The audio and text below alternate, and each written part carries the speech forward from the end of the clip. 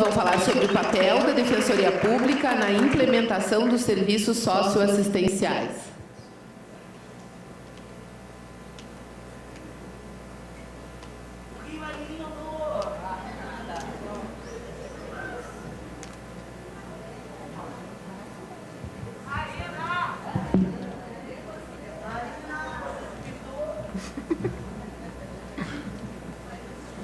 Como é que é aqui?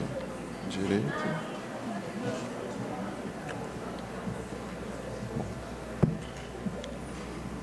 Bom dia, senhores. Bom dia, senhores e senhoras. Senhoras e senhores, que na verdade até fazendo a adequada correção, botando as mulheres na frente, porque elas sempre têm que ir na frente mesmo. Percebo que, inclusive, na apresentação, o nome da Marina vem na frente do meu. Essa tese, na verdade, ela surgiu a partir de uma prática, de um projeto de atuação que eu e a Marina criamos em conjunto com o colega Eduardo Show, também do Rio de Janeiro, como um projeto de atuação para a Defensoria Pública, visando a implementação da assistência social, de fato, na vida dos nossos assistidos. E essa tese que eu vou apresentar para os senhores, na verdade, é a fundamentação teórica desse projeto de atuação. Eu começo, senhores, com uma provocação. Esse ano completou 15 anos da tragédia do ônibus 174 e foi muito lembrado pela imprensa. Esse é uma das reportagens que saiu na ocasião.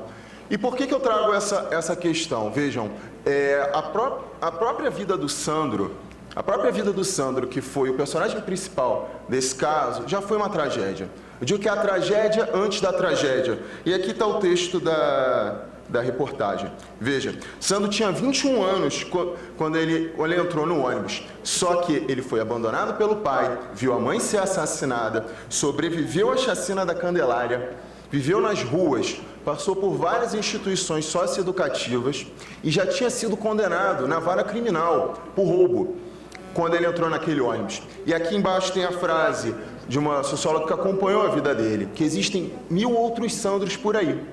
E daí vem o nosso questionamento. O que podemos fazer para que tragédias assim possam ser evitadas? Qual o papel dos defensores públicos nessas tragédias? Vejam, e aí eu trago uma ilustração que é feita pela nossa presidente no livro dela, que é a comparação entre os objetivos e fundamentos da República Federativa do Brasil e os objetivos da Defensoria Pública. E a gente observa que há uma coincidência entre esses objetivos, a fim de demonstrar, como diz a Patrícia, um desejo do legislador e do constituinte de que todos eles sejam assegurados aos cidadãos necessitados. E aí vem dignidade da pessoa humana, redução das desigualdades sociais, prevalência dos direitos humanos, cidadania e erradicação da pobreza. E aí é que entra a nossa tese. Quando a gente vai observar, então, os princípios e objetivos da assistência social previstos na legislação específica, a gente observa que todos eles estão presentes. E há essa sintonia. E a tabela que eu ilustro para os senhores bem demonstra essa comparação entre eles. O que é assistência social? A assistência social, hoje no Brasil, ela é estruturada em sistema único, semelhante ao SUS na saúde, ao chamado SUAS, Sistema Único de Assistência Social. Vejam, ele é um ramo da Seguridade Social, ao lado da saúde e da Previdência Social. O SUAS, senhores, não está funcionando aqui, ok. Ele também, da mesma forma, ele é previsto com uma competência solidária entre os entes, União, Estados e municípios. E é feita toda uma legislação específica que regulamenta como é que são essas atribuições. A LOAS, a famosa LOAS, que é a Lei Orgânica da Assistência Social, ela foi reformada em 2011 para criar o SUAS, para estruturar o SUAS e ser o seu marco legal nesse sentido. Mas, na verdade, resoluções anteriores do Conselho Nacional de Assistência Social, que eu cito ali para os senhores no slide, eu não vou repetir para não ficar cansativo, elas já estruturaram nesse sentido, como sistema único. Portanto, é previsto quais são os serviços que devem ser prestados por cada um desses entes, de acordo, inclusive, com o seu porte. Então, é previsto, nessas resoluções que eu cito para os senhores, É previsto, por exemplo, que tipo de serviço um município de grande porte deve fornecer à sua população, um de médio porte e o de pequeno porte. E prevê também a coparticipação entre os entes, as possibilidades de serviços referenciados, ou seja, municípios que sejam de menor porte devem, né, segundo a legislação prevista, ter simplesmente os serviços mais básicos. Mas, se tiver algum serviço de maior complexidade, ele deve ter um outro município maior referenciando esse serviço. Veja, senhores, como essas normas elas prevêem detalhadamente os tipos de serviço, como que eles devem ser estruturados, inclusive os profissionais que devem atuar nos equipamentos de assistência social, a gente pode concluir que se trata de política inteiramente vinculada. É política pública totalmente vinculada. Nesse sentido, é passível de controle externo, inclusive judicial. E aí que entra a Defensoria Pública. Só para trazer um esclarecimento, não se deve confundir assistência social com assistencialismo. E aí eu faço para os senhores essa comparação entre o que é assistencialismo e assistência social. Veja, assistencialismo tem essa ideia de filantropia, de caridade, de ações efêmeras, de ações fragmentadas, muitas vezes até mesmo com viés político ou eleitoreiro. Assistência social, não. Assistência social é política pública, é direito do cidadão, inteiramente vinculada. Ela é em forma de sistema, com foco, inclusive, nas necessidades coletivas. O seu objetivo, inclusive, é a de autonomia. Até nessa linha das apresentações aqui sobre educação e direitos, a assistência social tem essa linha, sim. Uma linha de dar autonomia para aquelas pessoas que são atendidas por ele. Enquanto o assistencialismo tem justamente uma ideia ao contrário, né? De manter essa vinculação com o indivíduo exatamente com uma ideia de cooptação de controle. Os serviços de assistência social, eles são voltados e estruturados para serem passageiros. O sujeito vem, ele é atendido, resgata a sua autonomia e para de ser atendido. Ou seja, são indivíduos realmente em situação de grande vulnerabilidade. E aqui eu coloco, assistência social é direito cidadão. Sendo direito cidadão, cabe à Defensoria, sim, procurar a sua implementação. Para ilustrar para os senhores, em razão da limitação do tempo, esclareço simplesmente alguns serviços da assistência social numa passagem en passant. Vejam, ela pode ser basicamente dividida em serviços de proteção básica, que tem um viés preventivo, e os serviços de proteção especial, já um viés restaurativo, quando a situação de vulnerabilidade já está consolidada, já está instaurada. Nos serviços preventivos de proteção básica, a unidade por excelência são os CRAs. Nos serviços de proteção preventiva, tem serviços restaurativa, tem serviços tanto de média quanto de alta complexidade. E aí o dever de fornecimento segue a regulamentação do SUAS com relação ao tipo de município. Aqui, a título de exemplo para os senhores, eu lembro simplesmente os CREAs, que são um grande exemplo, muito comum, e que devem ser fornecidos por a grande maioria dos municípios, e as casas-lar, que são aquelas voltadas geralmente a crianças e adolescentes que tenham perdido seus vínculos familiares ou tenham alguma situação de vulnerabilidade mais grave. Como é que seria a atuação da Defensoria Pública na assistência social, portanto? Vejam, o que a gente propõe é uma atuação proativa em defesa desses sujeitos invisíveis. E por que invisíveis? Porque são sujeitos em situação de vulnerabilidade muito clara. São sujeitos que não procuram a Defensoria, não batem à nossa porta. São sujeitos realmente que passam por uma situação de perda de vínculos familiares e de grande vulnerabilidade social. São as demandas que não chegam. E qual é a proposta? A proposta é que a Defensoria Pública, os defensores, façam um mapeamento in loco desses serviços, ou seja, procurem e identifiquem no seu município, na comarca, na atuação que se tenha, com relação aos serviços que são efetivamente previstos e façam, então, esse cotejo entre o que está previsto na legislação e o que existe de fato, buscando, portanto, uma adequação entre o que está na realidade e o previsto.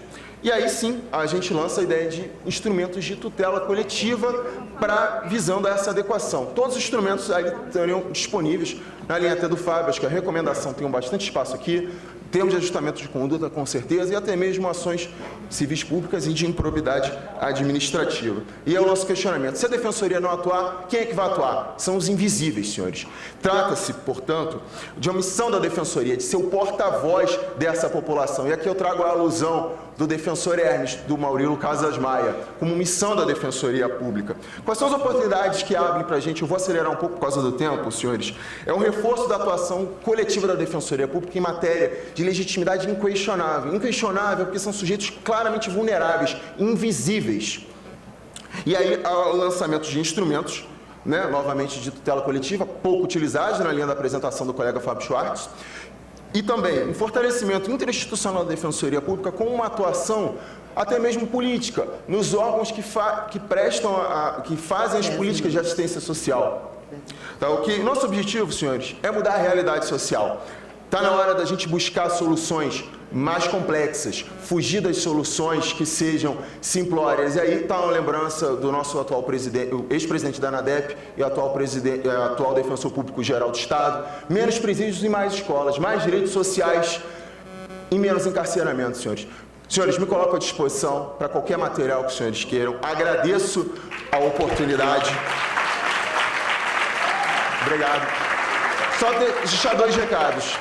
Tendo em vista esse projeto que a gente fez tem algumas peças que a gente preparou, ainda não implementadas, e o colega Rodrigo Azambuja também pediu para quem quiser, na apresentação da Eufrase, ele também está com as peças. Tá ok? Obrigado. Obrigada.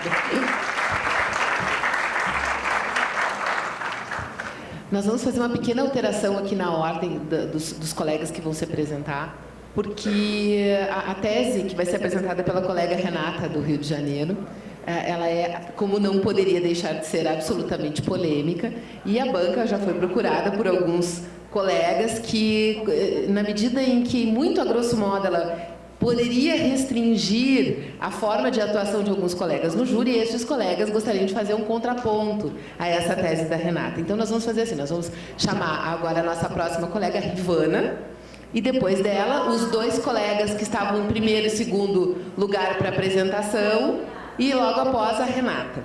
Rivana Barreto Ricardo de Oliveira, que vai falar do Acre, que vai falar sobre o papel da Defensoria Pública perante os mecanismos judiciais e políticos de supervisão e controle de obrigações internacionais de direitos humanos.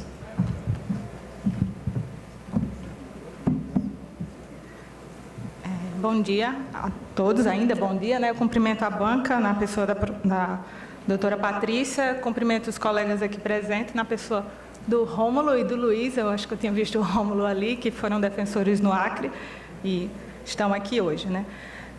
A nossa discussão aqui hoje parte, talvez de uma perspectiva diferente das que foram apresentadas aqui agora, numa análise do processo internacional de direitos humanos, e então analisar que o processo internacional de direitos humanos é um conjunto, né? Ou seja, é composto por um conjunto de mecanismos para, então, análise das violações de direitos humanos pelos Estados. E esse processo internacional, ele passa por fases diversas, tanto em sede do sistema regional, como em sede do sistema global de direitos humanos. A gente pode falar das declarações de valores e direitos humanos, a gente pode falar das declarações com cunho juridicamente vinculantes, os pactos e os tratados, e a gente pode falar de uma fase que a gente pensar em criação de mecanismos para executoriedade daquilo que foi pactuado. E aí, então, analisar o papel das instituições para essa executoriedade.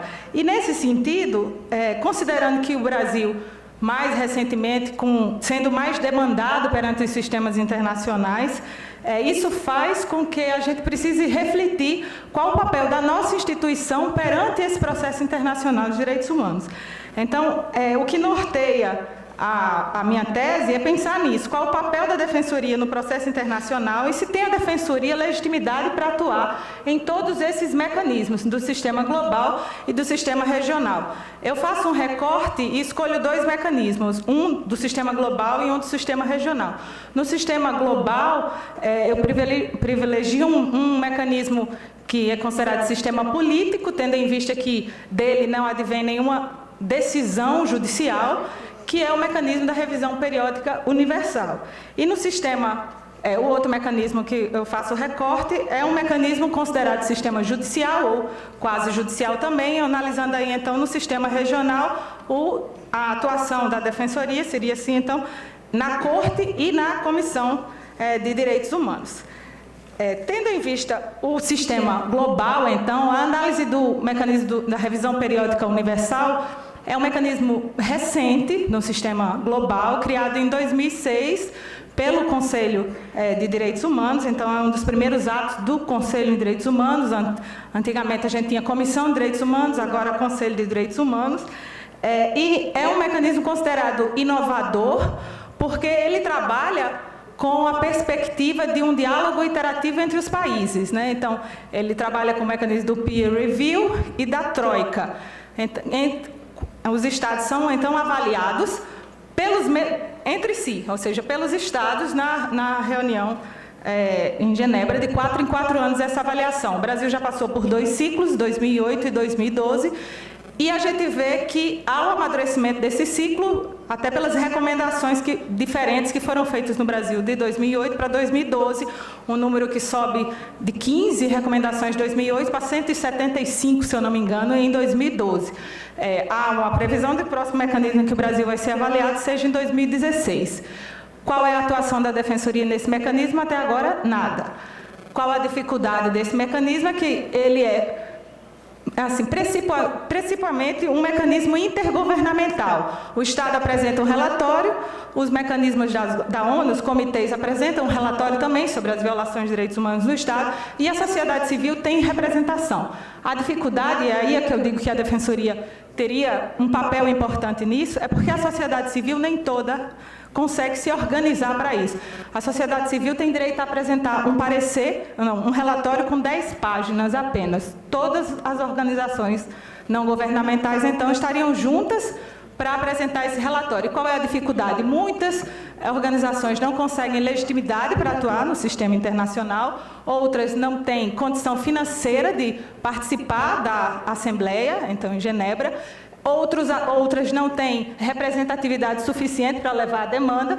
E, então, nesse aspecto é que eu penso que em todas essas dificuldades a Defensoria teria um papel e poderia organizar isso no sentido de abraçar como uma instituição que centralizaria isso, ou seja, que em contato com as diversas organizações internacionais, não governamentais, essas organizações produziriam esses seus relatórios, a Defensoria compilaria isso e apresentava como o relatório da sociedade civil. Então, assim, organizaria isso, inclusive com possibilidade de articulação com a sociedade civil para defender a posição perante a reunião de 4 em 4 anos, né, na Assembleia Geral da ONU. No mecanismo judicial, a gente, judicial, ou seja, do sistema interamericano, claro que desde da criação da Defensoria Interamericana, você pode dizer que há uma ampliação da participação da Defensoria perante o sistema interamericano e de forma coordenada. A questão que eu levanto é que eu penso que a Defensoria Pública no Brasil não faz ainda o uso devido ou o uso que poderia ser feito do sistema interamericano. E eu reputo a isso tanto a dificuldade em algumas defensorias, outras não, é claro, com núcleos de direitos humanos instalados, algumas com essa capacitação e com essa competência, outras não. E por causa disso é que eu penso que a gente poderia mudar a forma de atuação no Brasil do defensor interamericano. É claro que talvez não com o nome, assim, mas eu proponho como um defensor interamericano com atuação nacional. E aí, então, na tese eu desenvolvo a possibilidade de criação de um corpo de defensores, não só o defensor interamericano com atuação internacional lá perante o sistema, mas um corpo de defensores nacionais. Eu proponho um representante de cada região, que poderia, então, trabalharem juntos num escritório central, alguma coisa assim, em Brasília, para a atuação dessas causas internacionais. De que maneira? As violações acontecem nos estados, o defensor do estado, que tem, então, conhecimento daquela violação, acessaria esse corpo de defensores e trabalharia junto com ele para a demanda, porque eu penso que a atuação hoje do defensor interamericano é da demanda que já está lá, e o que falta é que a demanda chegue lá. Então, assim, precisa de uma capacitação, de uma melhoria para que a gente leve essa demanda lá. A gente tem outras defensorias interamericanas que têm exemplos de atuação com muito mais efetividade disso. Então, eu acho que fomentar a criação de um grupo desse ajudaria aquelas defensorias que não têm esse sistema e, de certa maneira, trabalharia com a ideia do caso estratégico, porque é isso que é o sistema interamericano. Então, é muito mais difícil. Com a atuação conjunta, as violações são conjuntas, então a identificação de uma violação em um lugar também seria a violação em outro estado, às vezes, mas que às vezes não se conversa. E um corpo, como eu digo, um corpo de defensores interamericanos com atuação nacional, alguma coisa assim, teria a força de, então, produzir isso. E então a gente passar a trabalhar de forma mais efetiva perante esse mecanismo judicial. Também é importante frisar que existe um outro papel que sempre é renegado, ou seja, o de acompanhamento, de monitoramento daquilo que é produzido.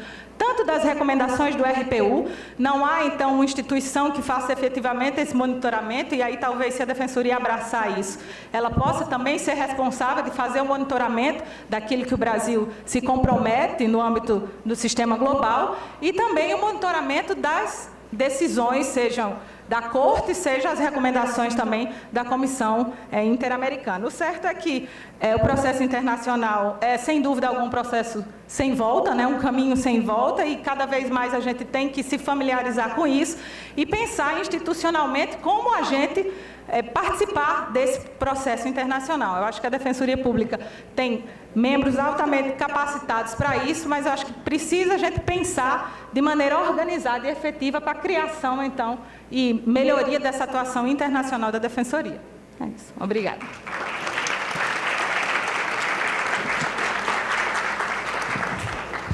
Alessandra Quines Cruz, Rio Grande do Sul, para falar sobre a Defensoria como instrumento do diálogo intercultural na defesa dos povos indígenas.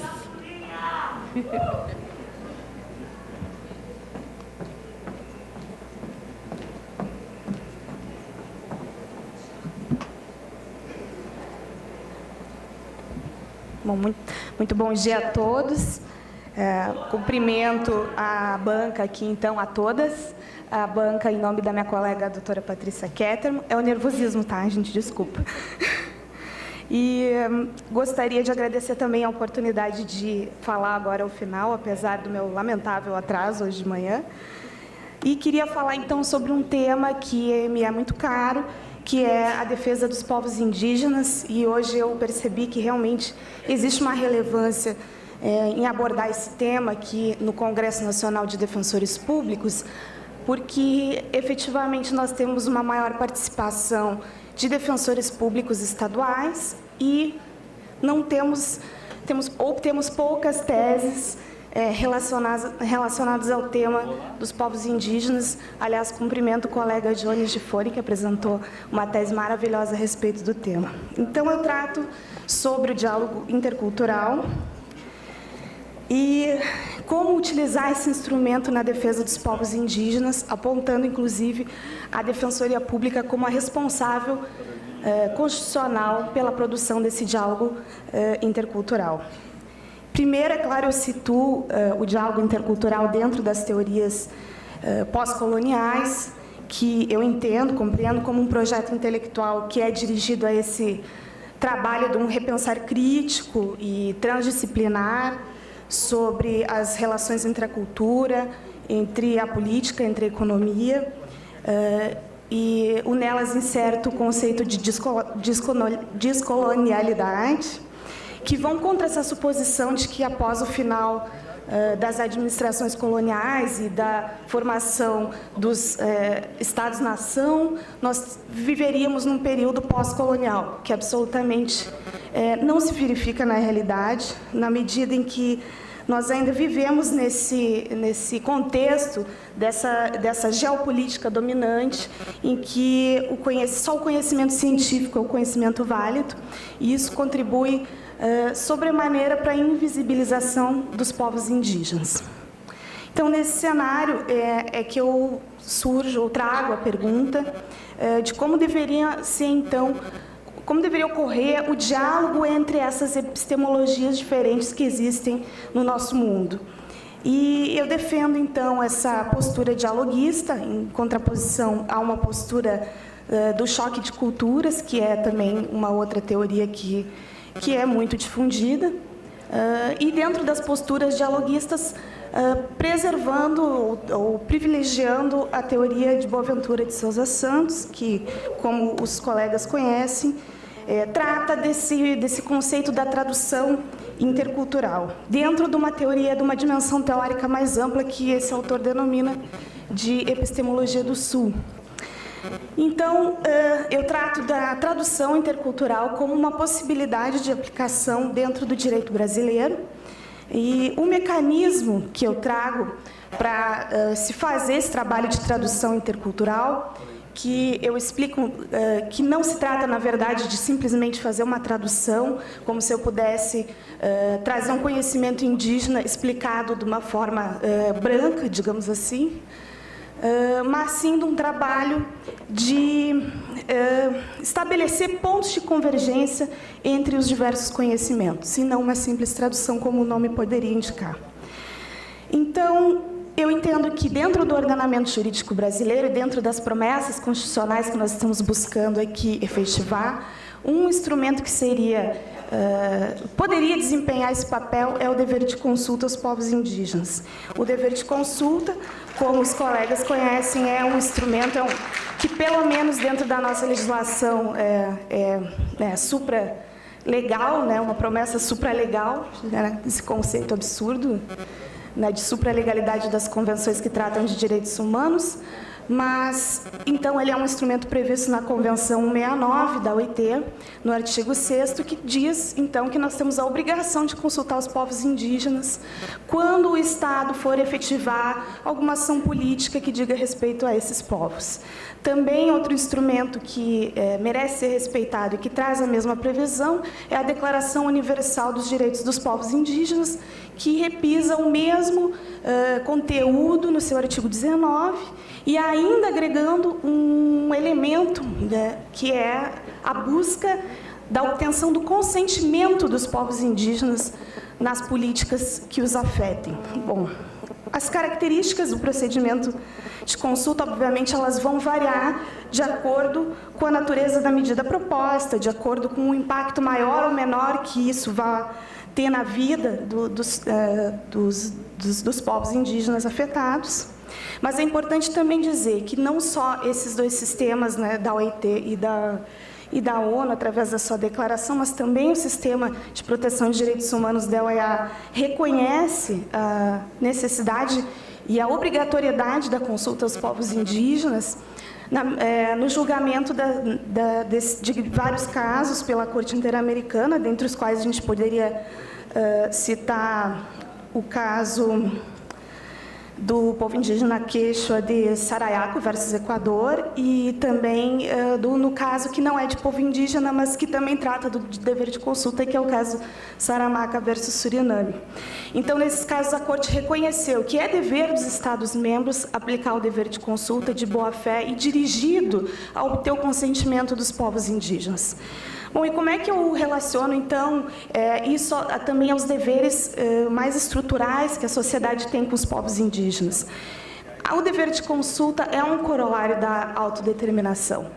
Então, nós temos que reconhecer que esse dever de consulta, ele não só é uma obrigação, mas é uma imposição ao Estado em relação aos povos indígenas. Como que eu relaciono, então, com o trabalho da Defensoria Pública? Bom, o colega Johnny me fez uma pergunta aqui a todos nós, que seria, né, nós vamos dar conta, vai ter demanda, né? Nós temos essa demanda, nós somos defensores dos povos indígenas, e eu diria para ele que sim, nós temos essa demanda enorme, que, aliás, eu prometo para mim mesmo que eu ainda vou trazer aqui como prática, porque, por enquanto, ainda está na tese, E até porque eu, como ele, ouço essa pergunta todo dia, ainda mais no Rio Grande do Sul, porque no Rio Grande do Sul as pessoas ainda perguntam, mas aqui tem povo indígena no Rio Grande do Sul? Por que eu estou preocupada com isso? Talvez no Pará seja mais comum a pergunta se a Defensoria Pública Estadual deveria trabalhar com isso. Mas, enfim, respondendo a isso, eu digo que sim, a minha tese é no sentido de que é uma obrigação da Defensoria Pública, como nós já repisamos aqui em todas as teses, já que o nosso tema é transformar as promessas constitucionais em efetividade e tratar a Defensoria Pública como uma meta-garantia, que é, sim, nós somos a Instituição Nacional de Defesa dos Direitos Humanos. Então, essa relação é que eu faço com relação ao dever de consulta. Se nós somos a instituição estatal destinada a promover os direitos humanos, nós temos o dever de promover esse direito humano, que é o dever de consulta, que, apesar de ser ainda um procedimento que muitos podem entender como precário, porque ele, na verdade, não seria bem uma consulta, né? Seria um diálogo, né? Seria a necessidade de um diálogo, pelo menos ainda é o primeiro instrumento que a gente tem para trabalhar com relação ao direito desses povos e para iniciar o diálogo intercultural. Essa é a minha tese. Obrigada pela atenção de todos.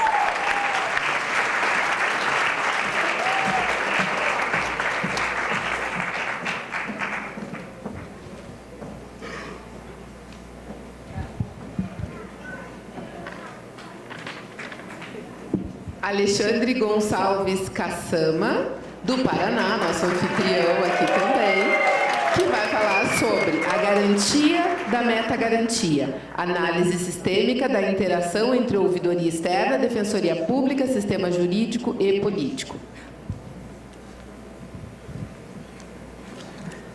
Bom dia, cumprimento a todas e a todos, na pessoa da Patrícia, né? Acho que se não fosse ela, a gente não estaria aqui hoje, porque não existiria a Defensoria do Paraná. Tem inclusive até uma foto, vou mandar emoldurar, da gente com o ministro Celso, enfim. Aproveito também para convidar a todos que estão assistindo aqui a tese para assistir também mais tarde o futebol. Saibam que o Paraná é favorito, vai ganhar, não tenho dúvida. Mas entrando aqui no tema da tese, eu parti de uma inquietação que é bem antiga, na verdade, mas foi trabalhada por diversos professores. Eu parti de uma inquietação que era especificamente do professor Celso Fernandes Campilongo, né? E ele trabalhou a respeito da assessoria jurídica popular. Por que a partir de 88, quando então a gente tinha a Constituição Democrática, não se efetivou todas as promessas que se esperava, né? A gente vai ter aqui o professor Marés falando em uma das mesas. O professor Marés foi um dos grandes incentivadores da assessoria jurídica popular, e o Celso Fernandes Campilongo parte de 3 matrizes teóricas para tentar explicar por que tudo aquilo que a gente esperava da Constituição não aconteceu. E uma das matrizes teóricas é a lumaniana, que eu utilizei para tentar analisar os problemas da própria Defensoria, né? Até onde vai a capacidade da Defensoria de realizar as promessas constitucionais, até onde vai a capacidade da Defensoria, do sistema do direito em efetivar esses direitos, né? E na minha tese, eu defendo que uma grande fraqueza é que muitos dos pleitos não podem ser resolvidos pelo sistema do direito. Tem que ser resolvidos, por exemplo, pelo sistema político. E aí a gente depende... É muito interessante que a gente tenha uma ouvidoria externa. Por isso, se eu não fiquei por último, por não ser a minha tese a mais polêmica, eu acho isso muito bom, né? Porque as outras teses que apresentaram em outros congressos sobre ouvidoria externa, apresentavam a ouvidoria externa como uma grande novidade. Então, parece que hoje já não é mais nenhuma polêmica. E, como eu vou defender aqui, é muito importante que ela seja externa mesmo e que só assim a própria Defensoria vai conseguir se garantir enquanto direito da população. Como eu falei, né, eu parto de uma matriz lumaniana, então não dá para explicar Luma em 15 páginas e muito menos em 10 minutos. Mas se vocês quiserem depois debater acoplamento estrutural, sociedade sem homens, etc., estou à disposição. Vou direto ao ponto, espero que vocês saibam mais ou menos as referências. Para o direito em Luhmann, existem 2 problemas específicos que a Defensoria apresenta grande contribuição. Isso é o problema da legitimidade e o problema da eficácia. O problema da legitimidade é tratado por Luhmann como a capacidade de se impor decisões de sentido, de conteúdo não determinado, capacidade de aceitação das decisões de conteúdo não determinado. E o Luhmann diz que o direito moderno positivo, aquele que é escolhido, né, não é mais um direito imutável e etc., ele tem essa capacidade com base em 2 mecanismos. O primeiro mecanismo é a força física, mas não é o exercício da força física, mas a sua capacidade de generalizar expectativas, né? É a ideia de que, no limite, todos esperam que, se for necessário, a força física será utilizada, e por isso, muitos poucos resolvem se rebelar, né? Mas essa força física por si só, é a palavra do próprio Luhmann, né, levaria a um regime de terror extremamente instável, que permaneceria instável por não poder excluir eficientemente a possibilidade da suposição de um interesse comum contra o terror. A força física por si só não é capaz de gerar a expectativa necessária da legitimidade do direito positivo na sociedade moderna atual.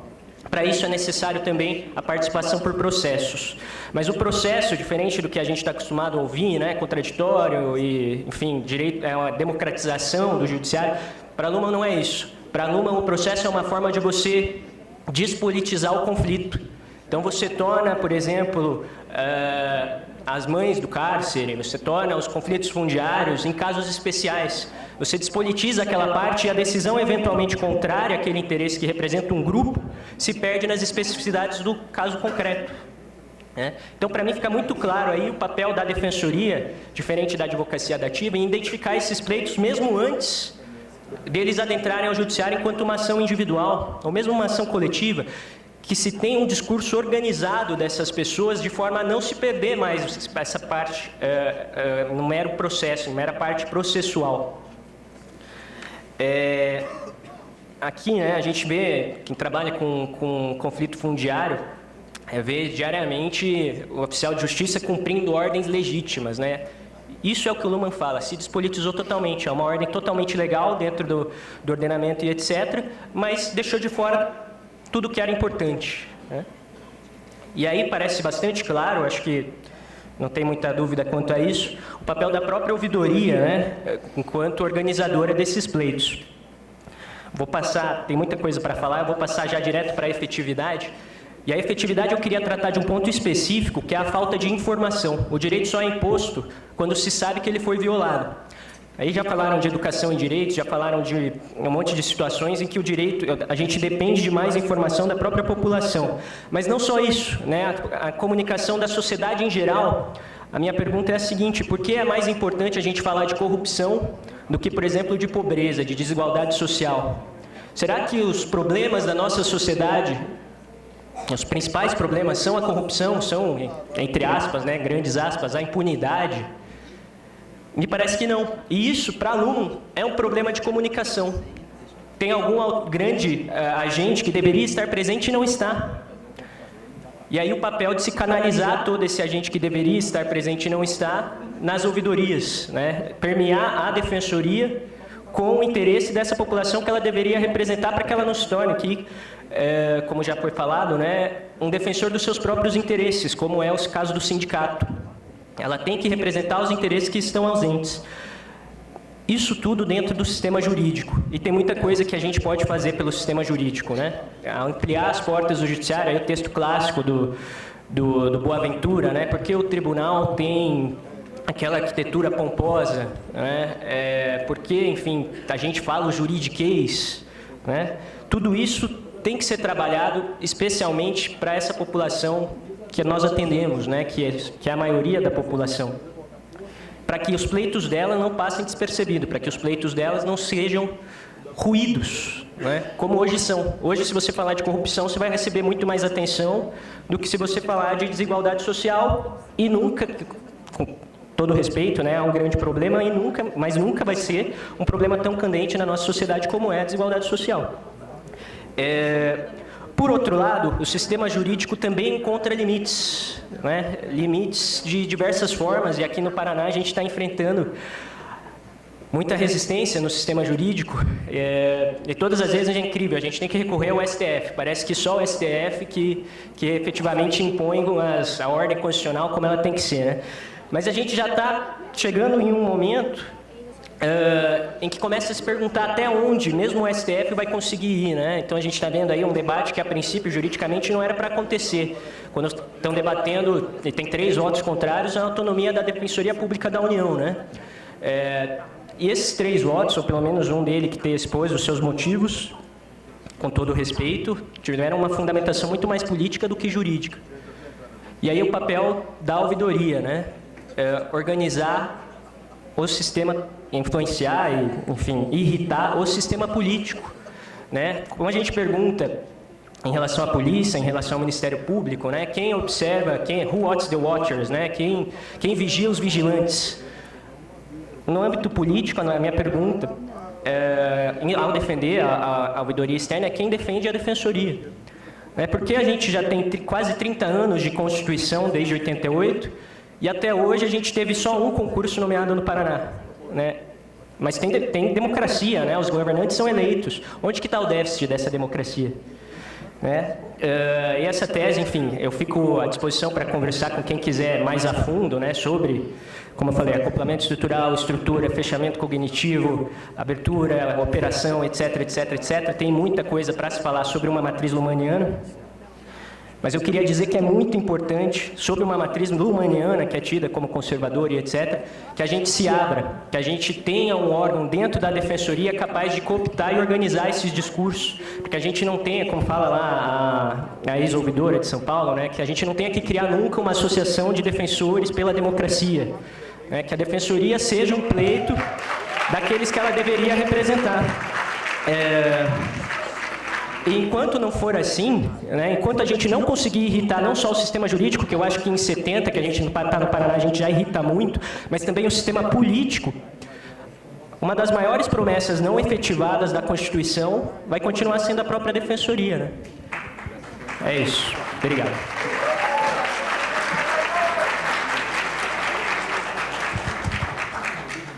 Agora, para finalizar, então, em 10 minutos... Renata Tavares da Costa, do Rio de Janeiro, os direitos humanos como limite ético na defesa dos acusados de feminicídio no Tribunal do Júri.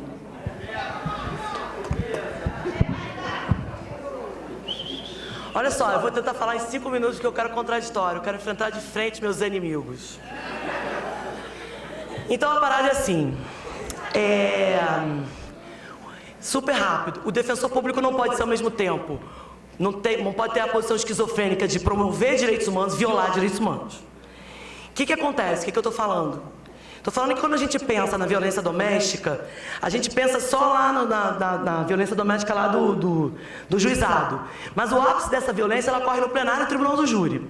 E o plenário do Tribunal do Júri é o lugar onde é o ápice dela e onde ela se perpetua. Então a minha tese consiste no seguinte... o defensor público, porque ele é obrigado a promover direitos humanos, está na nossa lei, é o que a gente é a nossa essência, é por isso que a gente está aqui. Ele não pode adotar uma postura que, historicamente, ela vem e embasa essa discriminação contra a mulher, que aí é bem claro, é a legítima defesa da honra.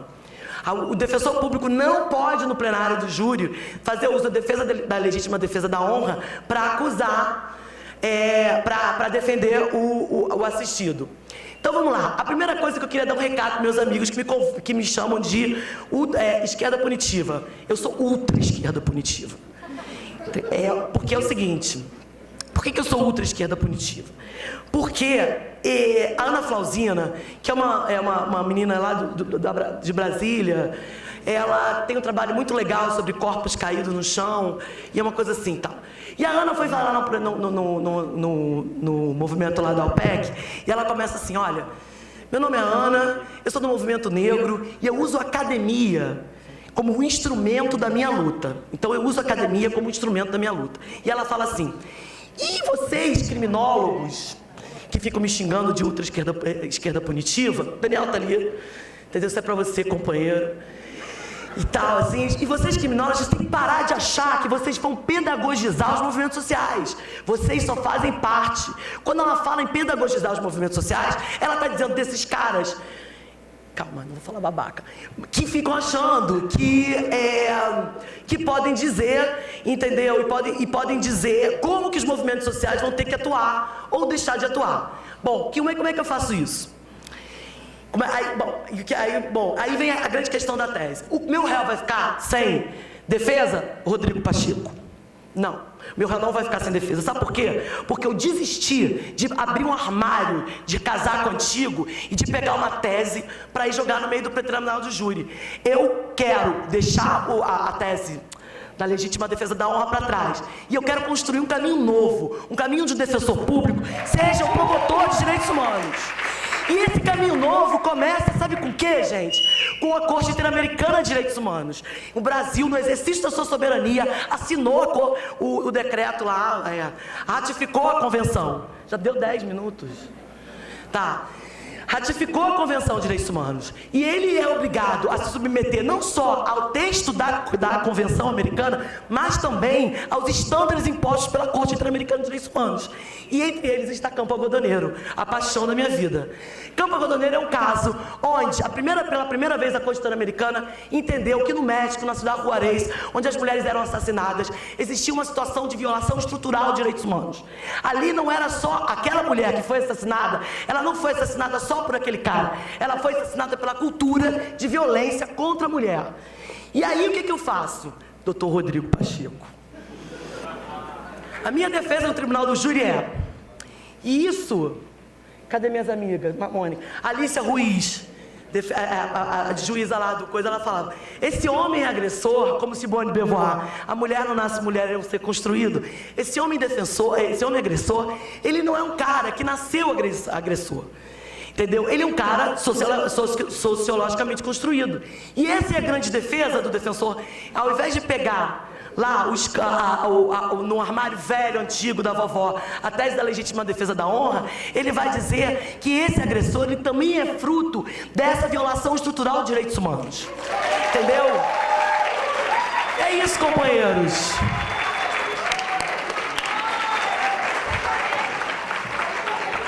Cadê? Acabei, falei, pronto. Quem vai falar? Vai, Davi, vamos lá. Vai, Davi. A palavra, então, muito rapidamente, é o colega que quer fazer o contraponto. Davi.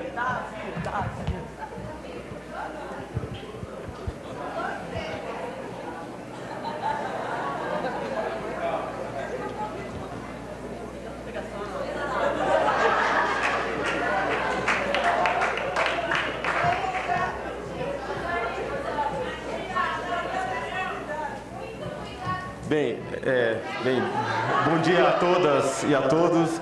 Inicialmente, eu acho que toda a defensoria precisava de 100 Renatas. Eu adoraria que São Paulo tivesse 100 Renatas. Acho que a Renata é fundamental é o que faz a diferença na defensoria pública. Mas assim, a questão que me preocupa, e me preocupava quando eu li o título da tese da Renata, foi o controle ideológico do argumento. E uma frase que você colocou agora que me pega é: a defensoria pública não pode ser esquizofrênica. E eu acho que a defensoria pública é essencialmente esquizofrênica. A gente defende ideias opostas e, ao mesmo tempo, a gente convive bem com isso. Acho que nós somos esquizofrênicos controlados, clinicamente controlados. Porque a gente tem que conviver bem com isso. É impossível que a defensoria pública não conviva com a ideia de defender teses completamente distintas. Eu tinha feito uma linha de raciocínio, mas eu vou falar muito brevemente o que eu vejo enquanto defensor do júri. O réu já vai para o plenário condenado. Aquele réu, em qualquer caso, em qualquer situação, ele vai para o plenário, você tem 7 votos contra você já de cara, e o trabalho do defensor é desconstruir essa posição contrária. Se você estabelece uma limitação ética para o defensor, para que ele controle seu argumento de acordo com os princípios defendidos pela instituição, aquele réu que ele defende já vai para o júri manietado no seu argumento, porque é através do argumento do defensor que o argumento do réu é levado adiante. A legítima defesa da honra, eu nunca sustentei essa tese enquanto tese em plenário, porque eu acho que ela além de ser inadequada, é ineficaz para o jurado. O jurado... Então, mas se a gente começar a defender que essa tese da legítima defesa da honra ou da causa supralegal de exclusão da licitude pudesse ser uma limitação para o defensor, o próximo passo é impedir que ele sustente o privilégio, a violenta emoção, logo em seguida a injusta provocação da vítima. Não, porque é um passo sequente, ou seja, é o passo seguinte a essa situação. O que eu acho que a única coisa que é possível de você limitar o defensor público é estabelecer que, enquanto manifestação institucional, ele não poderia, evidentemente, sustentar essa tese como algo viável. Agora, enquanto manifestação processual, se eventualmente o caso concreto, a situação casuísta, objetiva, justificaria uma tese desse tipo, não há como limitar o argumento do defensor. Senão, esse réu, que eventualmente possuísse condições financeiras para contratar um advogado particular, não teria essa manietação. Mas aí que tá, você não é advogado particular, você é defensor público. Mas naquele caso eu sou defensor do réu. Não, você não é defensor do réu. Davi, olha só. Bem, Davi, eu finalizei a minha fala. Eu só acho que é importante.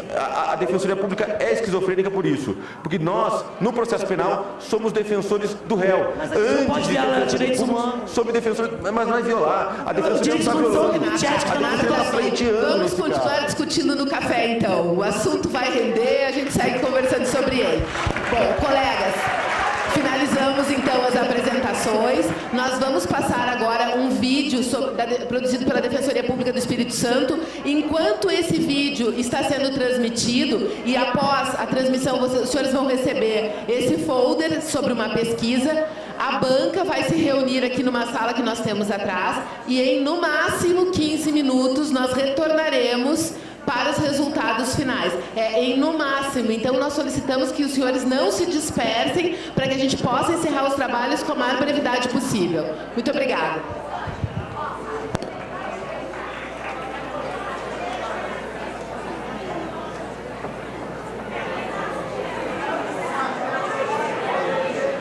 Bom dia a todos vocês que estão nesse congresso, esse importante congresso que reúne todos os defensores públicos do Brasil.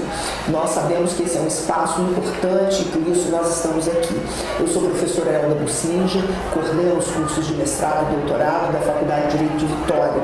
E o nosso objetivo é uma pesquisa de âmbito nacional que objetiva fazer um diagnóstico acerca das experiências que são desenvolvidas entre os núcleos de prática jurídica e as defensorias públicas. Nós queremos saber como se dá esta aproximação entre as defensorias públicas e as escolas de direito do nosso país. Nós temos cerca de 1.300 escolas de direito no país, nós temos defensorias públicas em todos os estados e nós queremos compreender como que estas relações, essa aproximação se dá. Nós gostaríamos do apoio de vocês, nos ajudando a identificar locais onde essas aproximações vêm se dando de forma virtuosa. Não basta que elas aconteçam, nós precisamos conhecê-las. Então nós gostaríamos que vocês nos ajudassem indicando onde vocês sabem que essas coisas estão acontecendo. Mas, em segundo lugar, nós queríamos que vocês falassem acerca das experiências vivenciadas por vocês. Nós queríamos saber acerca daquelas coisas, daqueles projetos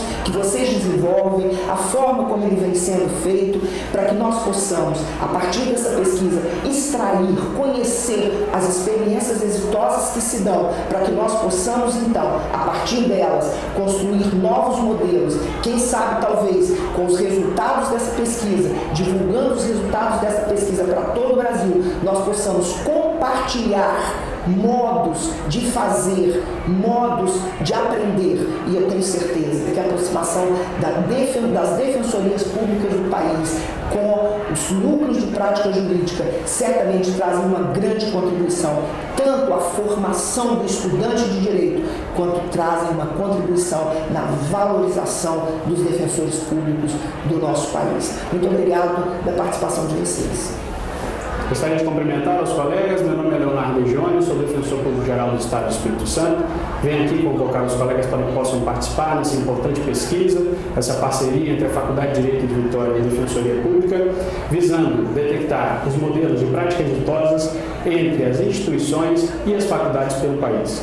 Nesse sentido, peço a colaboração dos colegas nessa importante pesquisa, que ao final será distribuída para todas as nossas instituições. Agradeço aos colegas pela paciência e convoco para que possam colaborar com a nossa pesquisa.